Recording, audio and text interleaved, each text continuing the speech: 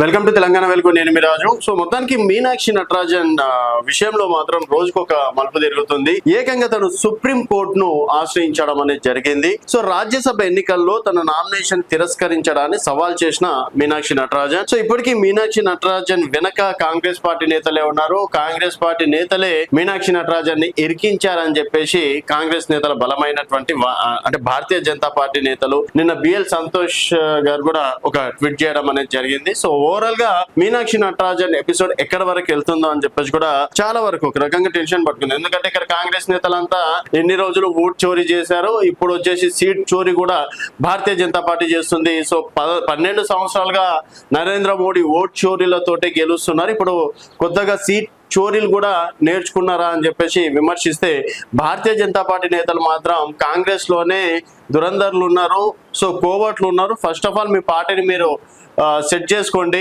ఒక రాజ్యసభ నామినేషన్ వేసేటప్పుడు కేసులు ఉన్నాయా లేవా అనేది కూడా చెక్ చేసుకోరా అని చెప్పేసి విమర్శిస్తుంది. సో ఓవరాల్ గా ఇప్పుడు సుప్రీంకోర్టుని కూడా మీనాక్షి నటరాజన్ గారు ఆశ్రయించడం అనేది జరిగింది. రాజ్యసభ ఎన్నికల్లో తన నామినేషన్ తిరస్కరించడాన్ని సవాల్ చేసిన మీనాక్షి నటరాజన్ ఎన్నికల అఫిడవిట్ లో కేసుల వివరాలు బహిర్గతం చెయ్యలేదని నామినేషన్ ను తిరస్కరించిన రిటర్నింగ్ అధికారి. సో క్రిమినల్ కేసు కాకపోవడంతో వివరాలు వెల్లడించలేదన్న Meenakshi Natarajan. So criminal case కాదు, అది జస్ట్ ఒక లీగల్ నోటీసులు మాత్రమే ఆ టైంలో ఇవ్వడం అనేది జరిగింది. అందులో కూడా నేను A1 A2 కూడా లేదు. సో మేబీ మర్చిపోయి ఉంటాను, కొంచెం టైం కావాలని చెప్పేసి మరి సుప్రీంకోర్టును ఆశ్రయించడం అనేది జరిగింది. సో సుప్రీంకోర్టు అయినా సరే మీనాక్షి నటరాజన్ ఊరట ఇస్తారా లేకపోతే క్యాన్సిల్ అవుతుందా అనేది వెయిట్ చూడాల్సిన విషయం. చూస్తూనే ఉండండి తెలంగాణ వెలుగు.